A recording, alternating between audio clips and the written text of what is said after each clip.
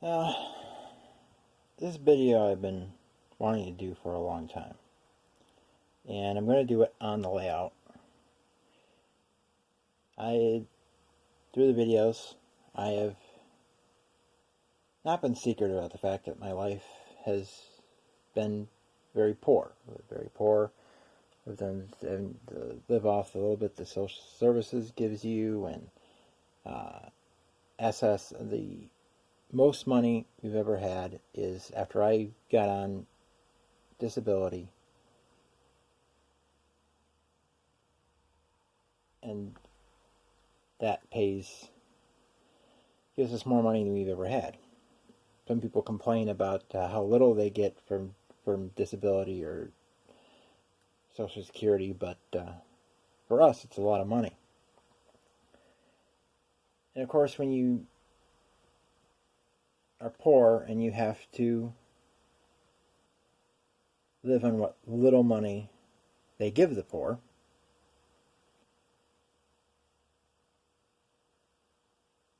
you have to deal with bad landlords, and sometimes stuff doesn't happen. Sometimes the office doesn't get the money to them in time, and then they throw you out because they aren't getting their money, but it's not your fault.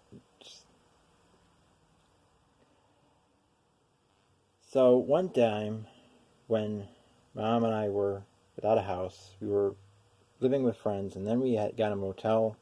We were put in a motel room, and until we finally found an apartment, and that was the apartment here in Silver Springs. But while we were in the motel, at that time I was a rail fan, of course, 10, 11 years old, and I got the idea one day. There was a dresser in the motel room at the East Hill Inn where we were staying. And I got out my Legos and I started pushing them around like they were trains, various different lengths. And I built an engine house out of Legos, and I had that. And then my mom gave me these big sheets of paper. Now, these are the original sheets. I have another pad that is newer and it's thicker paper. And I drew out railroads on these. I started drawing the railroads in the apartment near the tracks. And unfortunately, none of those survived. This paper is, as you can see, this sits perfectly flat and still, and it's got rips in the sides and stuff. So those shredded. Unfortunately, I didn't think to put something on top of it. Now I keep the thicker paper on top of this, or put something else on top of it to keep this from getting worn and stuff. And it's thin paper, so drawing with a pencil or a pen, it would cut through the paper. And of course, sliding the Legos back and forth. At that time, I thought the cars left here, they went to Bison and SK Yard, and they were unloaded. I did not understand that they travel miles before they'll be unloaded, and they aren't usually unloaded in a yard. And I wish I had those to show how naive I was when it came to railroads. But then I started drawing other things, and here's one thing I drew. Morton Salt.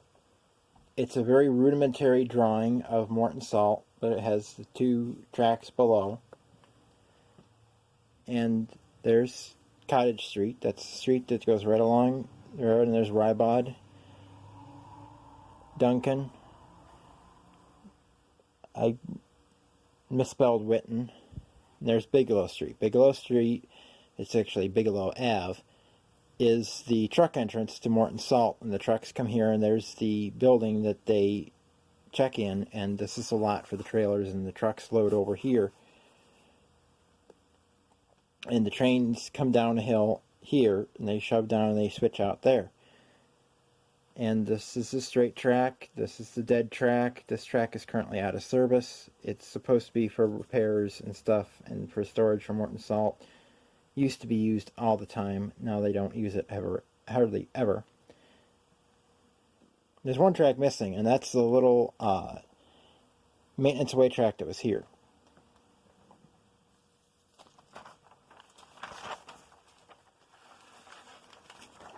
And here's another thing I drew.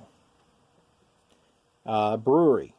Very simple. This is in the time when I knew that the yards weren't doing it. This is when I first heard about the Claremont and Concord and the Boston and Maine. I drew one with that. You see the B&M here. The B&M is up here. And this, the T, W, J, and Z. That was, when I was living here before, I had friends named William, Julian, and Zuri. None of them are my friends with anymore. Zuri is one of the guys I ended up having to beat up because he was bullying me. Julian was wishy-washy, and he still lives in town, but I don't associate with him. William, he supposedly lives in the village, but I don't associate with him after he called me a Nazi for being poor. Yeah, he was my best friend. But here we have an interchange between the Boston and Maine, the Timothy, William, Julian, and Zuri Railroad, and the Claremont and Concord. Now, I actually don't see an interchange. Now, the T, W, J, and Z just goes through. There's no interchange. It goes over the interchange. There's Boston and Maine goes here. That crosses. I think that's supposed to be a bridge. This is a bridge. This is a bridge. This is a bridge. There's a bridge here. There's a Claremont and Concord coming in this way. And then they have a line out to Claremont. And this is abandoned here. And we have abandoned here. And abandoned Y there. And yeah, the abandoned going through the parking lot down here.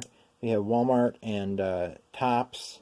That's, of course, Walmart and Tops is a local grocery store. They, of course, are not in where the B&M or the C&C are, but I didn't know that. As far as I was concerned, Tops was the only grocery store around. And this business receives steel. Now, this looks like it's abandoned, but it's not. That shows going under the bridge. And the abandoned track to a lumber mill. And then there's cars. I assume that's for automobiles.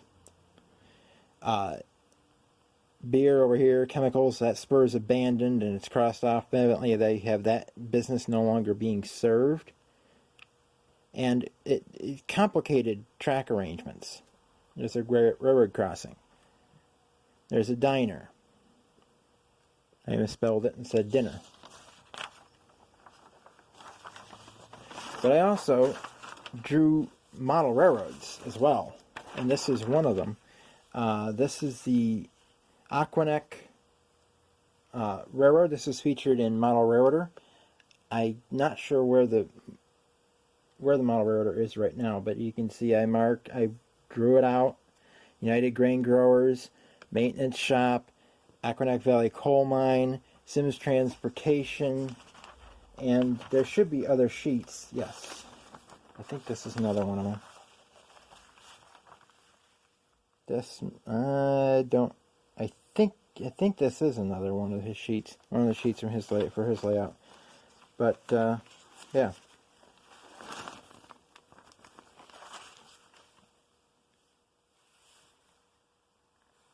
I'm pretty sure this is another one, too.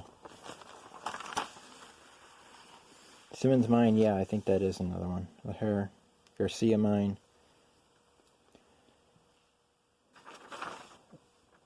Unfortunately, with multiple sheets, I never had the room to use multiple sheets. So then I started doing my own designs on one sheet, or there's 4x8 layout plans. And this is one of the things I did for my own, and I intended on building a model railroad to this. This is, I cannot remember the name of this railroad. It's supposed to be out in Kansas. Kevin's Plastics a friend, Kevin McGee, who's a model, who was an over-the-road trucker, and he's sort of a model railroader. He doesn't really do anything with his layout. But I gave him the choice of a bit of a business to be named after me. He chose plastics plant, and so I drew that. And here we go and do how we operate this. Well, trains come in from here. They drop off cars, and it says a 6-hour trip total. That's for the Kansas City Southern to come in from the yard bringing cars for this. And then we have the outbound track, and they could bring in a whole lot of cars and leave with only a few. And over here we have power for the different locals. At one point I changed it so that they would go out to get cars and come back. And we have two 24,000-gallon fuel tanks. Now I have the hours written down is that I would have locomotives here that I knew the fuel consumption rate. And I have on a piece of paper somewhere how much fuel is in each of the locomotives. The SD38s, SD40-2s, SD40s, SD45s. And I would keep track of how much fuel. And luckily never ran out of fuel, because they don't have a label here, but dark gray and light gray were for fuel tankers. We have Kansas paper stock over here, which receives clear and tan. Kevin's you have the 10-hour trip to go all the way out and back if they did a unit train of grain. And it takes an hour to switch United Grain Growers of America. And then we have Kevin's Plastic Plant number 2, which is orange for chemical unloading, brown for plastics pellets unloading. Not quite sure what the chemical unloading was for.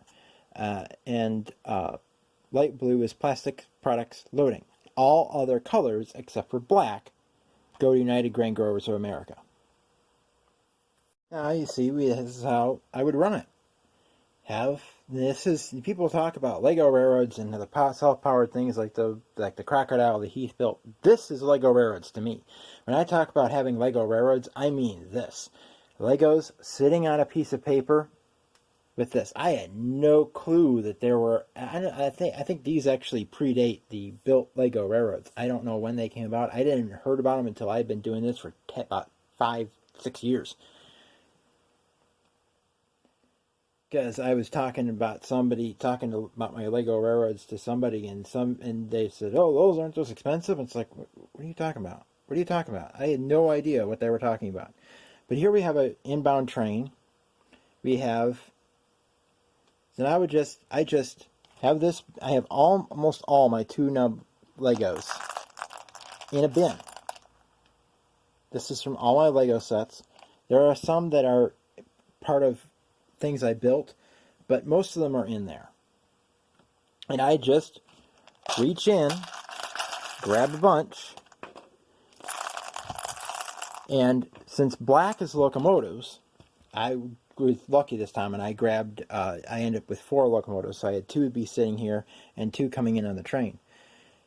And with that handful, if I didn't grab, if there wasn't a black one in there, then there would not be an inbound train for that time. And they would be just lined up, waiting off the paper for the next grab. And here we have 1, 2, 3, 4, 5, 10, 15, 20, 5, 10,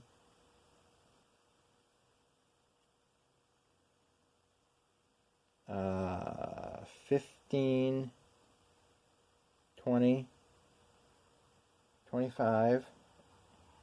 There's 26 on, and then there's these that I didn't have room on the paper, which is 5, 10, 15, 17. Let's make this easier. 30, 35, 40, 43. 43 inbound cars. Now you can see the different colors, like we have light blue, which I said was for plastic products loading. So now, these locals over here, I think one of them was supposed to be the yard switcher, one of them was the train that serviced Kansas Paper Stock and Kevin's Plastics plant, and then the other one served me at a Grain Growers America. And I think I had a dedicated switcher here. But we take this car, we slide it up there, and we slide it down on track 3. We come back here, we come down here, we grab these, we move these, we'll put those over there. Then we grab these. These are going to Kansas Paper Stock, so we move these up here and down here. And I would spend hours and hours and hours just pushing these Legos around on the paper.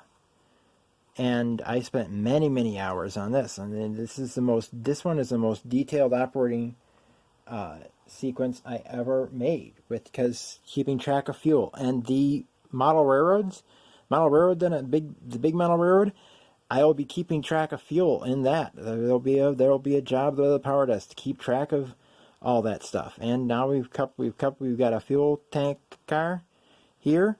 We're sorting out grain cars. We're just sorting them out. We'll stick this fuel car down onto this track, we'll say, and we'll go back over here and we pull more cars and pull them up so they're farther in. And you see they got another car for Kansas Paper Stock, and there's a couple more cars for a bunch of grain cars in there, but then there's a couple fuel tank cars, and then there's another one here for Kansas Paper Stock, another one for Clear Plastics, and we got one here for Clear Plastics. There are only plastic pellets for Clear Plastics, but now we put these over here and we shove these down a little bit more, and they just barely get onto there.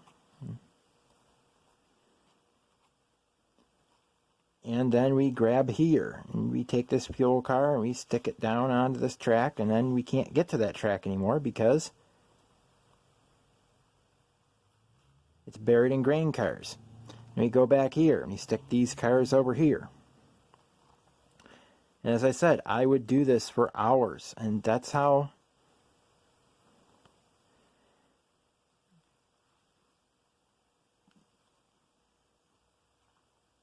this is how I had a model railroad without having a model railroad. And some people might think it's silly, but I don't do this anymore. I just lost interest in it. Okay, now we've got these. Now we'll take our power, our foreign power, and we will get out of. We'll stick these few grain cars back over here. And then this train leaves. Put it back in there. Now we have WKL1. He comes out. He'll grab this train.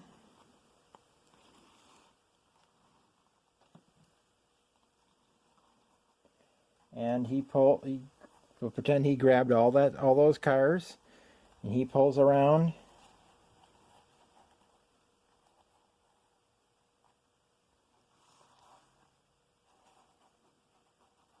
Do a little shortcut here.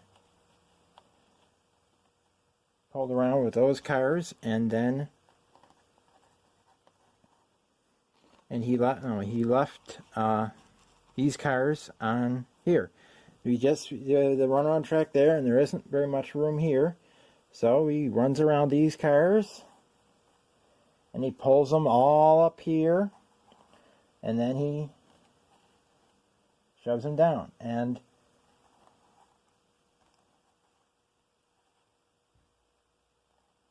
we won't go through the shoving back and forth and stuff.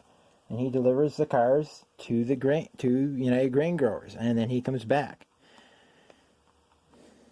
And then we'll say he grabs these cars, and he takes them out. Now he set out that down there. Put those on that track. And now he's got 5 cars for Kansas Paper Stock. He sets out those 3. He puts on that one, and he puts in this one. And then he comes out here,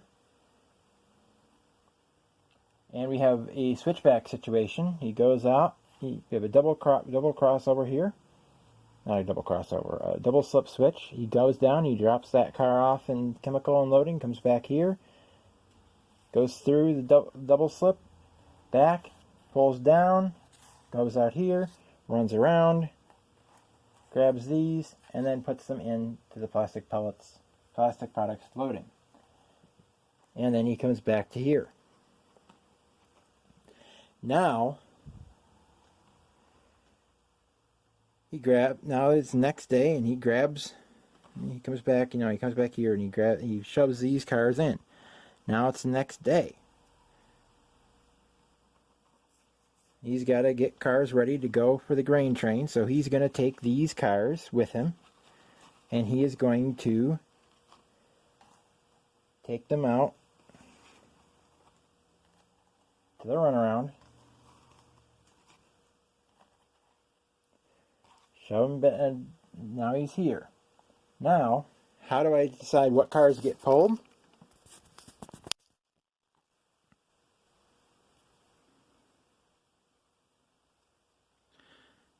See the Lego on the top? If it faces out of the industry, then I pull it. This one, not that one. This one gets pulled, this one gets pulled, this one gets pulled, this one gets pulled, this one,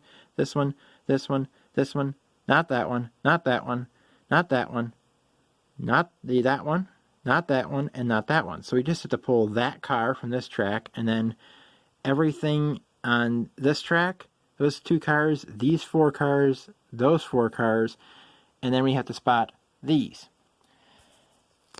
And then they'll get moved around and stuff. And those cars will get added. And then the cars that aren't going to get pulled, I pick them up, I shake them in the hand, I put them back out, hopefully in the same order, not necessarily in the same order. And the next time they get switched, the cars, once again, that are facing out will get pulled.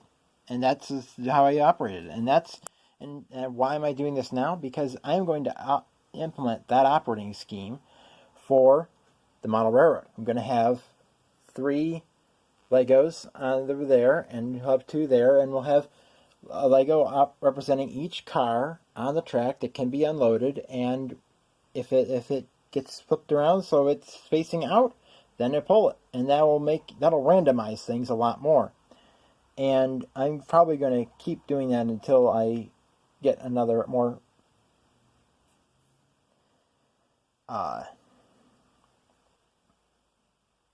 professional way of operating.